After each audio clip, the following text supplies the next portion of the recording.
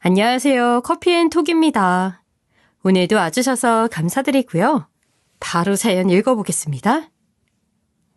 따사로운 햇살이 언제나처럼 포근할 것만 같은 가을도 이제는 얼마 남지 않았음을 실감하게 해주는 아침 쌀쌀함이 아직은 익숙하지가 않네요. 그렇지만 곧 매서운 겨울이 오겠죠. 제가 이렇게 사연을 보내게 된 이유는 얼마 전 시리도록 차가운 인생의 겨울이 끝나서인데요. 그때의 기억을 안 좋은 추억으로 간직하지 않고 애청하는 채널에서 이야기한 뒤 잊고 싶어요. 애청자분들께서는 제 사연을 재미있게 들어주시면 좋겠어요. 저는 두 아이를 키우고 있는 엄마입니다. 아이들이 어렸을 때 이웃 할머니께서 제가 아이들 손을 나란히 잡고 놀이터에 나가는 모습을 보고 저는 200점짜리 며느리라고 하더군요. 아들 하나, 딸 하나 이렇게 고루 예쁘게 낳았으니 시부모님께서 정말 예뻐하겠다고 말이죠. 제가 사는 곳이 수도권이긴 하지만 외곽이라 연로하신 분들이 많이 사셔서 아이들이 크는 동안 이웃 주민들이 정말 많이 챙겨주시고 예뻐해 주셨어요. 그 덕에 아이들은 낳는다는 것을 따로 교육하지 않아도 저절로 알게 되더라고요. 아프리카 속담에 한 아이를 키우는 데는 온 마을이 필요하다라는 말이 있다던데 새삼 실감하게 되었어요. 정이라는 것을 배우며 자란 아이들이 어느덧 사춘기를 맞이했고 저희는 그런 시기일수록 가족끼리 더 많은 시간을 보내야 한다고 생각해 3년 전 남편이 직접 주택을 알아보고 조금 더 외곽으로 이사를 했어요. 아파트에서만 살아봤던 아이들은 주택에 대한 안 좋은 인식도 조금 있고 도심과 멀어지다 보니 그 전처럼 생활할 수 없다는 것에 처음엔 많은 불만을 토로했어요. 그랬던 아이들이 이사 후 가족끼리 함께하는 시간도 많아지고 또 주말에는 삼겹살 파티를 하고 여름이면 풀장을 만들어서 놀기도 하면서 집에 정을 붙이기 시작했죠. 시댁과도 그 전보다 많이 가까워져서 안심도 되었어요. 결혼 초 시아버지가 질병으로 돌아가신 뒤로 시어머니는 그 집에서 쭉 혼자 지내셨고 저는 그때부터 매일 시댁에 찾아가곤 했어요. 남편 없이 혼자서도 자주 갔던 이유는 당연히 시어머니가 걱정되어서였죠. 저희 시어머니는 허영심이 유독 많은 분이세요. 시아버지가 돌아가시면서 남겨주신 건 일부 보험금과 집 한 채가 전부였고 거기다 따로 경제적 활동을 하시는 것도 아니었어요. 그런데 형편 생각은 안 하고 필요한 게 생기면 무조건 백화점만을 이용해 쇼핑했어요. 정말 집안 마트에만 가도 파는 양파 하나도 시어머니는 무조건 백화점 것만 고집하는 그런 허영심 가득한 사람이었어요. 시장에 가는 여자들은 모두 싸구려 음식을 먹고 싸구려 옷을 걸친다며 싸구려라고 부르며 비웃기까지 했을 정도였죠.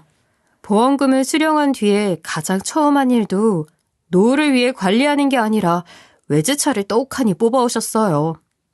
그런 시어머니와 밖에서 시간을 보낼라 치면 돈 100만 원은 우습게 쓰게 되었어요.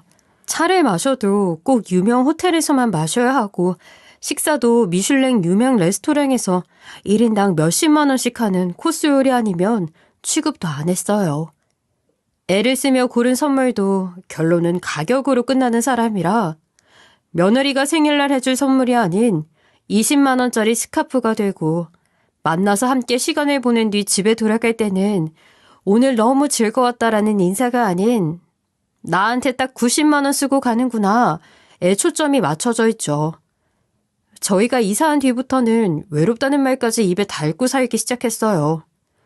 자식이고 며느리고 아무 소용도 없다는 말도 푸념처럼 늘어놓기에 혼자 지낸 기간이 길어 그럴 수 있다고 생각하고 모시고 살겠다고 했지만 저희 아이들 소리가 시끄럽다며 끝까지 거절하시더라고요. 하지만 시간이 지나면 지날수록 점점 심해졌고 김치 하나 상에 달랑 놓고서 밥 먹는 사진을 노골적으로 찍어 보내기도 하셨죠. 혼자 먹으니 부실하게 먹고 있다고 당장 오라는 뉘앙스가 짙게 풍기는 그런 사진들이었어요. 그뿐인 줄 아세요? 제게 연락해 자다가 깼다 혹은 화장실에서 미끄러졌다, 요리하다 손을 베었다 이런 말들만 하는 통에 시어머니의 연락을 받으면 가볼 수밖에 없었어요. 그렇게 지내던 어느 날 시어머니는 더는 못 참겠다면서 주선을 하라고 제게 강요하셨어요. 조건까지 상세하고 일러주시면서 하는 말이 황당했습니다. 아, 눈치가 이렇게 없어서야? 너희 때문에 내 노후를 혼자 보낼 게 더 불안해. 저희가 모시겠다고 말씀드렸는데 불편하다고 하시니까 딱히 방도가 없었어요. 아, 됐고. 더는 못 참겠으니까 주선이라도 해와. 내가 노후에도 이렇게 없어 보이게 살 수는 없잖아. 내가 원하는 상대에 맞춰서 구해와라. 주선이요? 어머님께서 원하는 상대 조건이 어떤 건데요? 몰라 묻니? 일단 자식이랑 빚은 절대 없어야 해. 키는 그래도 보기 좋게 적당히 컸으면 하고, 학력은 그래도 대학까지는 나와야 내 면이 서지. 그리고 재력도 중요해. 내 돈 안 건드려도 노후에 걱정 없이 살아야 하니까. 비슷한 연세에 그런 분이 계실까요? 그걸 왜 나한테 물어? 내가 알면 주선하라는 말을 했겠니? 내 나이대에 결혼 안 해본 남자는 없을 테니까 껄끄럽지 않게 이혼 말고 사별을 해서 혼자 지내는 분이면 좋겠구나. 시모가 바라는 상대만큼 완벽한 조건의 사람이 있을까 싶었지만 일단은 남편과 상의해야 할 필요가 있을 것 같아 알겠다고 말씀드렸어요.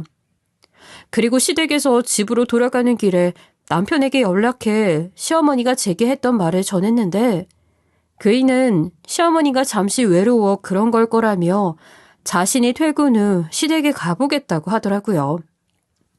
그래서 저는 잠잠해질 줄 알았지만 몇 주도 채 지나지 않아서 또다시 주선해오라던 그 말이 나오게 되었어요.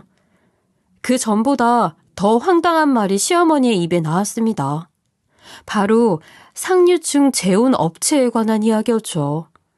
그곳에 등록하면 재력에 대한 걱정도 없고 알아서 잘 맞춰줄 거라면서 말이에요. 결국 저와 남편은 시어머니의 성화에 못 이겨 600만 원이라는 거금을 들여 재혼정보업체에 등록하게 되었어요. 업체 등록을 해드렸으니 당분간 제게 연락해올 일은 없겠구나 싶었는데 달라지는 것이 없었어요. 밤낮 없이 연락해와서 시댁에 갈 수밖에 없는 이야기를 늘어놓았죠. 그래서 저는 혼자 지내는 게 정말 무서운 건가 싶은 생각이 들어 괜히 마음이 더 쓰이더라고요. 그렇게 업체에 등록한 지 열흘쯤 지났을 때 시어머니가 또 같은 방법으로 저를 시댁으로 불렀고 저는 시댁에 가서 시어머니를 챙겨주었어요. 혼자 적적하시고 또 홀로 이 넓은 집에 있는 것이 조금은 무서울지도 모른다는 생각에 마음이 아주 조금은 애잔했는데 알고 보니 그런 이유가 아니더라고요. 그렇게 믿은 제가 너무 순진했다는 생각이 들어 어이가 없었죠. 왜냐고요? 시어머니는 혼자 지내는 것에 대한 근심이 아니라 본인의 재산이 점점 줄어가는 게 눈에 보이니까 그게 너무 아까웠던 것이었어요. 저는 그런 본심을 알게 된 후에야 그 허영심 많은 사람이 그럼 그렇지 싶었어요. 그 뒤로 얼마 후 시어머니로부터 급히 전화가 걸렸어요. 당신 성에 차는 분을 드디어 찾았다면서 빨리 시댁으로 오라는 거예요. 또 어떤 황당한 이야기를 하실까 걱정도 되고 마음이 불편했지만 시어머니의 호출이니 어쩔 수 없이 시댁으로 향했어요. 시댁에 도착하자마자 시어머니는 제 손목을 끌고 거실로 곧장 데리고 가더니 자신이 지분분과 만남을 준비해야 하는데 문제가 있다고 하더라고요. 업체에 등록 신청을 그분의 아들이 한 터라 그쪽에서 만남을 보류하고 있는 상태라 닿을 방법이 없었어요. 상황을 알려준 뒤 갑자기 핸드폰을 집어 열심히 뭔가를 검색하는 듯 하더니 곧 제게 고급 브랜드 선물을 콕 집어 제게 보여주면서 말하셨어요. 요거 좋네. 이걸 사서 그 집에 찾아가 봐. 어머님, 부담스러워하지 않을까요? 자칫 역효과가 날지도 몰라요. 저는 좀 걱정이 되는걸요? 역효과? 고가의 선물을 싫어하는 사람은 없어. 네가 가보기 싫은 거 아니니? 하기 싫으면 다른 걸로 네가 채워주던가. 그런 것도 아니면서 시애미 말에 돌을 달아? 그렇게 잘 알면 네가 착착 해결해 보던가. 하기 싫은 게 아니라 정말 걱정이 돼서 말씀드린 것뿐이에요. 그렇게 걱정이 되면 너희가 한 달에 용돈에 1,000만 원 정도 주고 매일 내 아들이랑 번갈아가며 집에 찾아오렴? 너희가 그렇게 해준다면야 아내가 재혼 생각을 애초에 안 했겠지. 해주는 것도 쥐꼬리만큼이면서 시킬 때마다 무슨 말이 그렇게 많아? 어머님 댁에 제가 자주 오기는 하지만 혼자 계시니까 마음에 안 차시는 것 알아요. 용돈은 저희 형편에 맞춰서 최대한 넉넉하게 챙겨드리고 있다는 것 다 아시잖아요. 그러니까 내가 이해해주는 거 아니니? 그럼 내가 부탁하는 거라도 좀 잘 들어주면 되잖아. 넌 꼭 해주는 것도 별로 없으면서 네가 윗사람이라도 되는 양 내 생각에 토를 다는구나? 아니면 내가 재혼하는 거 셈이라도 나니? 참, 홀로 지내는 시어머니 가여워서 나라면 뭐든 해주고 싶을 거야. 너는 내가 죽고도 한참을 모른 채 하고 너 편한 대로만 살래야. 내가 재혼 좀 하겠다는데 그것까지 방해를 하려고 들어? 아휴, 제가 왜 셈을 내겠어요. 어머님이 좋은 분 만나면 저도 너무 좋아요. 아버님 떠나보내시고 어머님 혼자 적적하실까봐 염려돼서 자주 들르잖아요. 저는 나쁜 일도 아니었으니까 너무 마음에 담지 마세요. 말 맞다나? 내 아들 데려다가 그만큼 누리고 살면 나라도 해결을 해줘야지. 너만 잘 살면 다니? 혼자인 시엠이 이렇게 혼자 두고 못 가? 인정 많은 며느리라면 더더욱. 독한 너니까 약 올리듯이 왔다 갔다 하면서 날 놀리는 거지. 혹시라도 죽어서 늦게 발견되면 너 어쩔래? 어쩔 거냐고. 대책은 있어? 효도를 앞세운 협박, 그것도 모자라 저를 피도 눈물도 없는 며느리로 만들어버리더라고요. 애초에 저희가 돈도 많이 주고 시댁에 매번 찾아갔다면 재혼할 생각은 꿈에도 못했을 거라며 저를 나무라셨어요. 독해도 저처럼 독한 애가 없다면서 혼자인 처지를 이용해서 말을 하는 시어머니 때문에 어느 순간부터는 시어머니를 볼 때 느꼈던 안타까움은 온데간데 없이 사라져버렸어요. 하지만 어쩌겠어요. 아나무인인 이 사람이 제 시어머니라는 것은 어떤 경우에서도 변할 리가 없는 것을요. 저는 결국 시어머니의 등살에 소원대로 그분의 집을 찾아가 보기로 했어요. 빈손으로 갈 수 없어 약소하지만 준비해갔죠. 하지만 막상 집 앞에 도착하니 차마 배를 누를 용기가 나지 않았어요. 그렇게 문 앞에서 한참을 서성이는데 문이 열렸어요. 누구냐고 묻지도 않고 그저 안으로 들어오라고 말씀하시더군요. 제가 꽤 오랫동안 문 앞에 서서 방황했다는 것을 아는 듯 보였어요. 저를 바라보던 연륜 가득한 중후한 남자분은 이상하게 저를 오래전부터 알던 사람 혹은 딸아이를 바라보는 듯한 따뜻한 시선으로 저를 바라보았어요. 그분은 분재를 키우고 있었는데 언뜻 봐도 보통 솜씨가 아니었어요. 저는 오자마자 시모의 이야기를 꺼내기가 멋쩍어 저도 분재에 대해 조금 지식이 있어 분재로 물꼬를 텄어요. 제 말에 한참을 아무 말씀 없이 저만 바라보시더니 말씀하셨어요. 유진이는 말할 때 초롱초롱한 눈빛이 여전하구나. 네? 네? 아니, 어떻게 제 이름을... 몇십 년도 더 되었으니 나를 알아보기 힘들 테지. 그래도 조금 서운한걸? 허허. 몇십 년도 더 되었다고요? 저를 아는 분이라니. 그분의 입에서 나온 제 이름을 듣고 저는 정말 깜짝 놀랐고 저도 모르게 그분을 똑바로 응시하게 되었어요. 그리고 몇 마디 주고받다 보니 알겠더라고요. 그분은 중학교 시절 제가 다니던 학교의 교장 선생님이었다는 걸 말이죠. 학교에서도 늘 농부 모자를 쓰고 일하던 선생님의 뒷모습을 자주 봤었는데 분재를 관리하고 계신 모습과 너무도 닮아 있더라고요. 그제야 왜 저를 그렇게 따스한 눈빛으로 맞이해 주었는지 알 수 있었어요. 그때 그 시절 사고를 치면 늘 잡초뽑기로 벌도 주었던 것도 떠올랐죠. 수년이 지나 변했을 법도 한데 아이들 얼굴은 다 기억한다면서 제가 구령대에 올라 상을 받았던 것까지 모두 기억하고 계시더라고요. 제가 다니던 곳은 꽤 외진 시골이라 학생 수가 그리 많지 않았어요. 그래서 모든 선생님과 학생들이 매우 가깝게 지내어 더욱 시끌벅적한 학교 생활이었어요. 거기다 교장 선생님께서는 학생들에 대한 애착이 남다른 분이셨던 터라 많은 교내 활동을 학생들과 어우러져 함께 하셨던 그런 분이었죠. 그래서 정이 참 많이 들었었어요. 그렇게 추억을 나누며 이야기를 하는 동안 교장 선생님께서는 분재를 다듬고 계셨는데 그 모습이 왠지 찡하게 가슴을 울렸어요. 그래서 시어머니와의 만남에 관한 이야기를 하기가 더욱 불편하게 느껴졌어요. 그런데 교장 선생님께서 저와 도란도란 추억을 나눈 뒤 돌아가야 할 시간이 다가왔을 때 분재를 다듬던 손을 멈추더니 제 부탁이라도 눈치챈 듯 저를 봐서 시어머니와의 만남에 대한 말씀을 먼저 꺼내어 주었어요. 시어머니를 만나보겠다고 걱정하지 말라는 말과 함께 여기까지 오게 해 미안하다고 말이죠.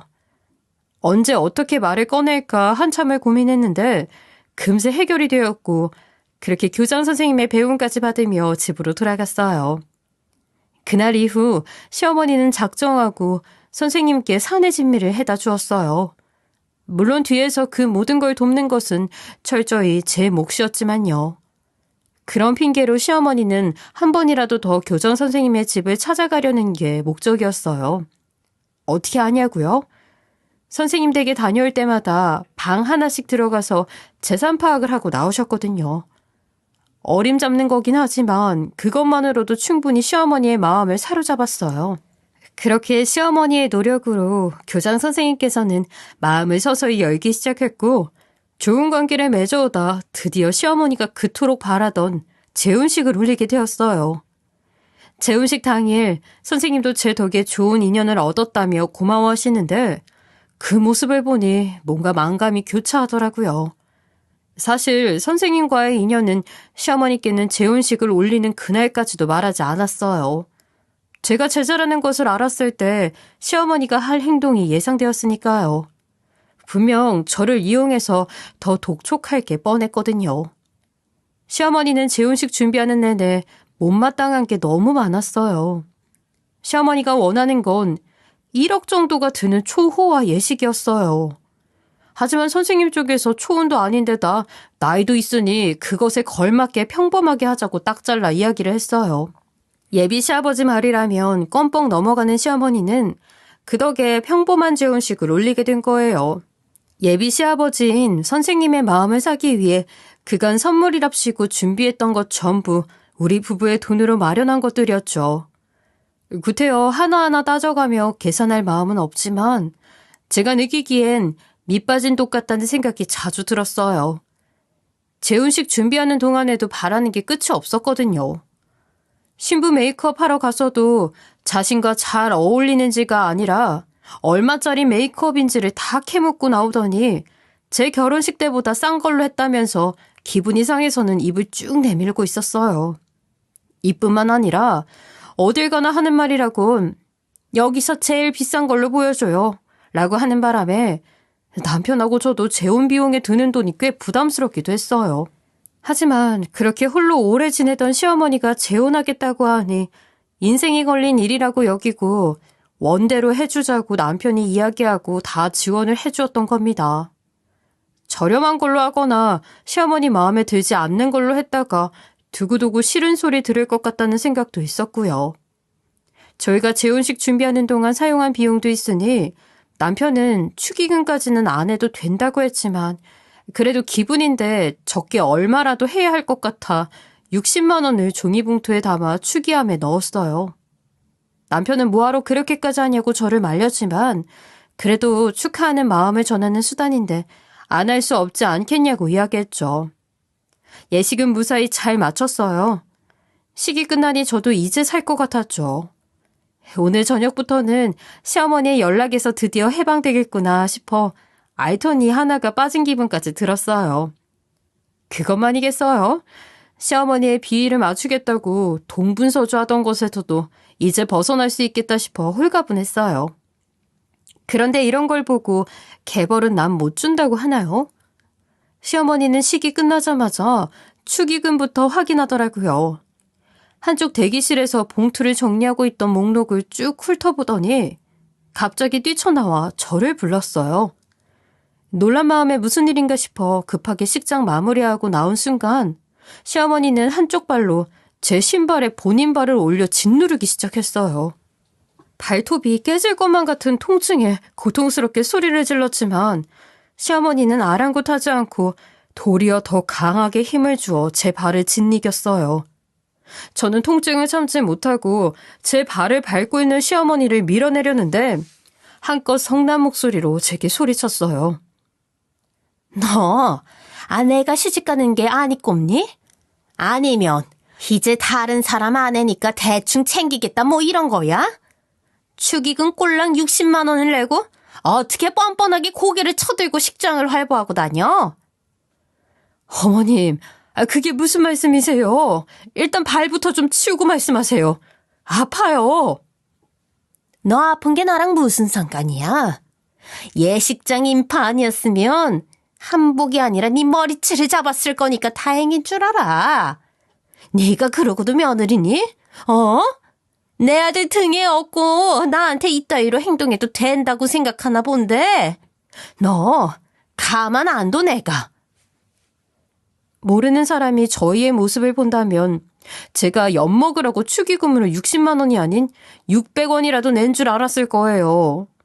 저는 억지로 어머니 발에 밟혀있는 제 발을 뺀 순간 발끝에 같이 눌려있는 한복 치마가 북 하고 찢어지고 말았어요. 한복 안에 입은 하얀 속치마가 그대로 드러났고 그 순간 저도 이판사판이다 싶었어요. 그때 마침 식정을 잠시 나갔던 예비 시아버지가 들어오고 계셨지만 저도 더는 못 참을 것 같아서 그간 시어머니께 쌓인 말을 다 토해냈어요. 정말 해도 너무하시네요.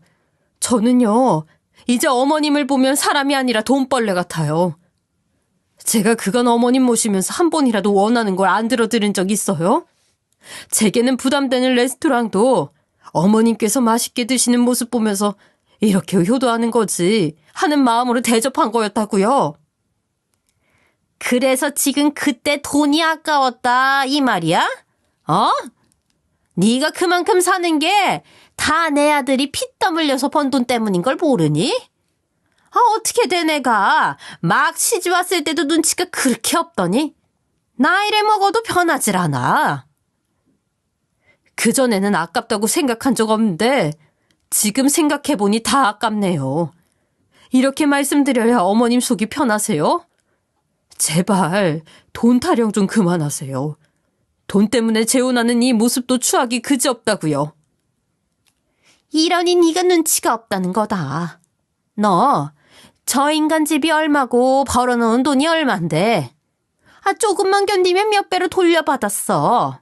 내가 괜히 재혼하냐? 이 미련한 거사. 너는 네 발등 찍을 일 만든 거야 지금. 내가 밟은 건 아픈 것도 아니라고. 두고 봐. 네 꼴이 얼마나 볼품 없어지는지. 그 말이 끝나기 무섭게 선생님이 큰 보폭으로 걸어왔어요. 그리고 시어머니 앞으로 걸어오더니 갑자기 시모의 얼굴을 매섭게 후려쳤어요. 분재를 키우던 그 섬세한 손이 그렇게 날아올 줄은 정말 꿈에도 몰랐어요. 주변에 이 모습을 본 모든 사람이 뜨악해서 정지화면처럼 멈춰 시어머니와 선생님을 바라보고 있었죠. 저 역시도 너무 놀라 아무 대처도 할 수 없었어요. 뺨을 맞아 휘청이며 축의금으로 들어온 돈 위에 주저앉은 시어머니를 향해 선생님은 바닥에 있는 돈 봉투를 집어 얼굴에 던져버렸어요. 돈이 탐나서 여기까지 온 거라면 이 정도에서 만족하라고 하며 자신 남은 인생이 아까워서라도 이 결혼 무르겠다고 소리치고는 예식장을 나가버렸어요. 사실 재혼까지 가서 시어머니가 새 신부로서 잘 살 거라는 생각은 저도 못했어요. 분명히 이 관계 속에는 저에 대한 신뢰도 있을 것 같아 재혼식을 추진하는 내내 죄책감이 들었는데 이렇게 일이 터지고 나니 차라리 다행이다 싶더라고요. 제가 나서서 가타부타 설명하지 않아도 시어머니에 대해 제대로 보게 되었으니 잘된 일이다 여겨졌죠. 선생님같이 좋고 따뜻한 분이 돈밖에 모르는 시어머니를 만나 마음고생을 하게 될지 모른다고 생각하는 것만으로도 참을 수 없는 죄송스러움이 물밀듯 밀려왔으니까요. 제 꼴이 볼품없어질 거라고 소리치던 시모는 자신의 계획이 모두 엉망이 되었다는 생각에 많은 하객이 있음에도 불구하고 엉엉 소리내며 울음을 터뜨렸어요. 울면서도 저를 쏘아보며 다 제가 망쳤다고 저를 원망하기까지 하더라고요. 남편이 뒤늦게 와서 둘러보는데 한복까지 찢어진 제 모습을 보더니 황급히 상황을 정리하고 난 뒤 집으로 돌아가는 길에 남편이 먼저 말을 꺼냈어요. 시어머니가 혼자 힘으로 살게 두는 것이 좋겠다면서 어긋난 방식으로 여태 효도를 해온 것 같다고 제게 미안하다고 하더라고요. 저는 남편의 말에 아무 말도 하지 않았어요. 그렇게 하자고 말하기도 그러면 안 된다고 말하기도 제게는 너무 어렵더라고요. 집에 도착해서도 한참을 제 눈치를 살피던 남편에게 저는 더는 시어머니의 문제에 엮이고 싶지도 않고 다시는 만나고 싶지 않다고 이런 제 마음을 이해해 주었으면 좋겠다고 털어놓았어요. 제 말에 남편이 좀 놀란 듯 했지만 결국 제 의견을 존중한다고 말해주었어요. 그렇게 그날 일로 시어머니와는 확실히 인연을 끊어버렸어요. 나중에 교장 선생님께 따로 찾아가 모든 일에 대해 죄송하다고 진심으로 사죄도 했어요. 시어머니가 어떤 사람이라는 것을 잘 알면서도 함구한 것이 늘 마음에 걸렸다고 선생님을 뵐 면목이 없다고 이야기했죠. 그러자 선생님은 그때처럼 잡초 뽑는 걸로 대신하라면서 호탕하게 웃으셨어요.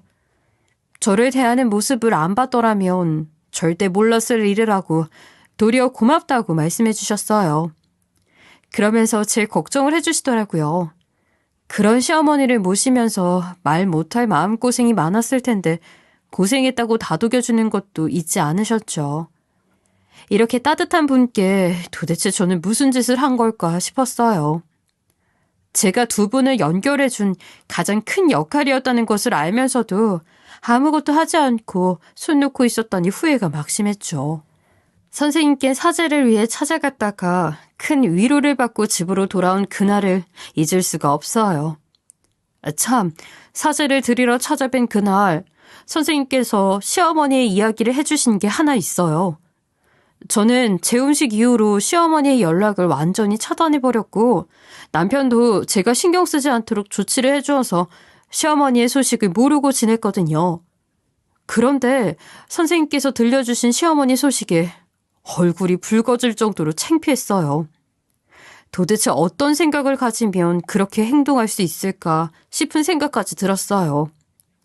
재혼식이 엉망진창으로 막을 내린 뒤 2주일쯤 지났을 때 시어머니께서 선생님을 찾아오셨다고 해요. 선생님은 나누고 싶은 이야기가 없으니 그만 돌아가 주라고 말했지만 딱 한 번만 사과할 기회를 주라고 애원하기에 문을 열어줬더니 자신의 바짓가랑이를 붙잡더니 하는 말이 어차피 재혼식도 올렸고 하객도 무척 많이 왔는데 이렇게 끝내는 것은 아닌 것 같다고 말하더래요. 그러면서 처음에는 돈 때문은 맞지만 지금은 꼭 그런 것만은 아니라고 며느리가 낸 축의금 금액이 마음에 들지 않아 화가 난 마음에 홧김에 한 말일 뿐 진심이 아니라고요.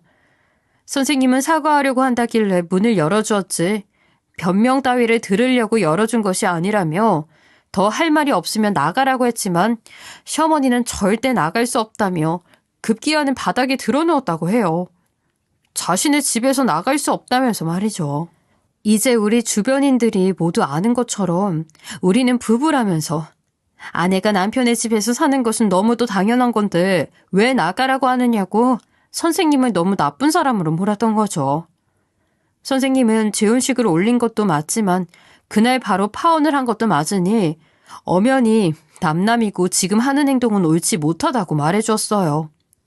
하지만 시어머니는 인정할 수 없다면서 당신을 사랑하든 당신의 돈을 사랑하든 어쨌든 선생님의 돈이지 않냐면서 그럼 선생님을 사랑하는 거라고 우기며 정 마음에 안 든다면 선생님 집에 살면서 가정부라도 하겠다고 고집을 피웠다고 해요. 시어머니의 행패에 더욱 정이 떨어진다며 당장 자신의 집에서 나가라는 말에 시어머니는 나가려는 것처럼 몸을 일으켜 현관을 향해 걷더니 갑자기 현관에서 가장 가까운 방에 들어가서 방문을 걸어 잠궜대요. 그 집은 자신의 집이라고 이대로 쫓겨날 수 없다고요. 결국 선생님은 경찰을 불렀고 시어머니는 경찰이 오고 난 뒤 한참 동안의 실랑이 끝에 경찰들과 함께 집에서 나갈 수 있었다고 하더라고요. 그 이야기를 듣고 다시 한번 죄송하다고 거듭 말씀을 드리니 선생님은 그것이 제 잘못이겠냐며 자녀들이 가슴으로 품어준 것에 대한 보답이 고작 그 정도인 사람을 감싸며 대신 사과할 필요는 없다고 말씀해 주었어요.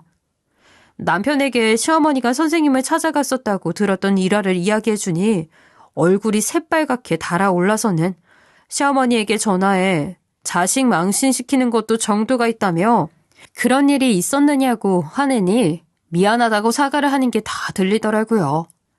하지만 뒤에 이어지는 말에 더욱 기분이 상했어요. 그러니까 유진이 걔만 아니었어도 이런 일은 없는 것 아니니. 집에 사람이 잘못 들어오니까 내가 이 꼴이 된 거 아니야. 이건 내 탓만 할 건 못 되는 거야. 그게 무슨 소리예요. 제 아내 때문이 아니라 돈밖에 모르는 엄마 때문이죠. 유진이가 저보다 더 엄마를 챙기던 앤데 축의금도 그래. 내가 하지 말자고 했는데도 그건 안 된다며 고집을 피워가면서까지 한 거야. 그런데 엄마는 그런 애한테 어떻게 했어요? 내가 언제까지 엄마를 감싸줘야 하냐고요. 됐어요. 이제 나도 엄마를 더는 감싸줄 수 없어. 아들이라는 놈이 자기 와이프 때문에 엄마를 등지는 게 말이 돼? 혹시 그년이 그렇게 하라고 시키든? 그렇지. 내 아들이 그런 사람이 아닌데. 엄마가 이러니까 나도 두 손 두 발 다 든 거예요. 제발 더 나이 먹기 전에 고생이란 것도 몸으로 느끼면서 철 좀 드세요. 돈 주라고 연락하면 나도 엄마 안 봐요. 그런 줄 알아요. 너는 유진이한테 초정당하고 있는 거야. 내가 아무것도 모르는 줄 알아? 유진이랑 관계가 깊은 사람이더구나. 어떻게 선생님과 제자 사이면서 그렇게 감쪽같이 나를 속일 수 있니? 요망한 것. 엄마가 그걸 어떻게 알아? 너는 내가 집에만 앉아있다고 아무것도 모르는 줄 알아? 재혼식 엉망진창으로 되고 나서 어떻게든 빌부터 보려고 집에 찾아갔는데 거기서 유진이가 나오더라. 그 남자는 유진이 배움까지 친절하게 해줬는데 유진이가 말끝마다 선생님 하더구나. 독하고 못된 것. 그걸 말하고 안 하고는 당사자들 마음이야. 엄마가 오죽 괴롭히면 유진이가 말 안 했을까는 왜 생각을 못해요. 진짜 아들인 나도 이제 엄마라는 사람이 지긋지긋해. 더는 이런 일로 얼굴 붉힐 일 없게 해줘요. 그러지 말고 아들. 엄마 정말 너무 힘들어. 한 번도 일 안 해본 거 다 알잖아. 이 나이 먹고 어떻게 남 밑에서 푼돈 받으면서 일하니? 다 그렇게 살아요. 엄마처럼 자식들 등쳐먹으면서 사는 부모가 어딨어. 엄마가 번 돈으로 뜨신 밥 한 번 사줘 봤어요? 이제 엄마한테 지원하는 건 없어. 그만 끊어요. 남편은 시어머니와 통화를 마친 후 한참을 숨을 고르며 화를 삭혔어요. 그리고 제게 와서 자신의 엄마가 이 정도일 줄은 몰랐다며 돈만 아니면 완벽한 사람이라고 생각하며 살아왔는데 일로 인해 상실감까지 느끼게 된다고 눈물까지 보이더라고요. 저는 그런 남편에게 어떤 모습이든 남편에게는 소중한 엄마인 걸 안다고 괜찮다고 그 일을 꼭 안아주었어요. 남편은 그 후로 제가 시어머니를 챙기면서도 얼마나 힘들었을지 알겠다며 자신도 이제 제 친정에 더욱 잘해야겠다면서 이전보다 더 노력하였어요. 그런 남편을 보니까 그간 시어머니 때문에 고생했던 것을 조금 내려놓게 되었죠. 감당하기엔 너무도 버거운 시어머니지만 그래도 시어머니를 통해서라도 선생님을 만나 뵙게 된 덕에 요즘은 주말에 아이들을 데려가 선생님 댁에서 시간을 보내곤 해요. 적적한 공기만 맴돌던 집에 저와 아이들이 오니까 생기가 돈다며 좋아해 주셔서 그 후로는 정말 자주 놀러 가곤 해요. 아이들도 선생님을 잘 따르고 너무 좋아해주고 또 선생님은 저희가 찾아가는 날에는 아이들 간식이며 과일까지 준비해 두시고 저희를 맞아주세요. 아이들을 다 데리고 가지만 선생님 댁에 가면 꼭 어릴 적 여중생이던 그때 그 시절로 돌아간 기분이 들어 행복하더라고요.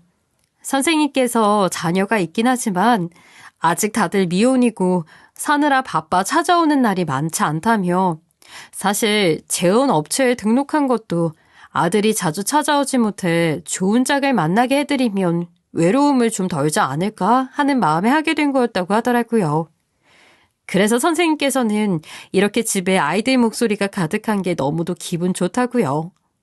거기다 아이들이 어렸을 적 저를 무척 많이 닮았다고 그래서 그때의 기억들이 새록새록 떠오른다며 제 애들을 너무도 예뻐해 주셨어요. 정말 친손주를 대하듯 말이에요. 선생님의 따스한 마음까지도 배움으로 느끼고 훗날 제 아이들이 성인이 되어 결혼하고 누군가의 장모, 시어머니가 되었을 때 그 아이들에게 기대며 살아가는 부모가 아닌 아이들이 힘들 때 기댈 수 있고 마음껏 쉴 수 있는 그런 그늘이 되어주고 싶어요. 제 인생의 봄이 제 아이들의 봄이 될 수 있도록요. 인생의 모든 경험은 공부라는 생각이 들어요. 좋은 것이든 나쁜 것이든 그 속에서 느끼게 되는 교훈들은 꼭 있으니까요. 저도 값진 경험이라고 생각하고 그 속에서 느꼈던 교훈을 마음에 새기고 내 것이 아닌 남의 것을 탐내지 않고 가족들의 평안과 제 안위를 위해 노력하며 살아갈 겁니다. 저의 긴 사연 들어주셔서 너무 감사합니다. 애청자분들 모두 독감 조심하시고 건강하세요. 지금까지 커피앤톡이었습니다. 오늘도 함께 해주셔서 감사하고요. 다음 영상으로 또 찾아뵙겠습니다.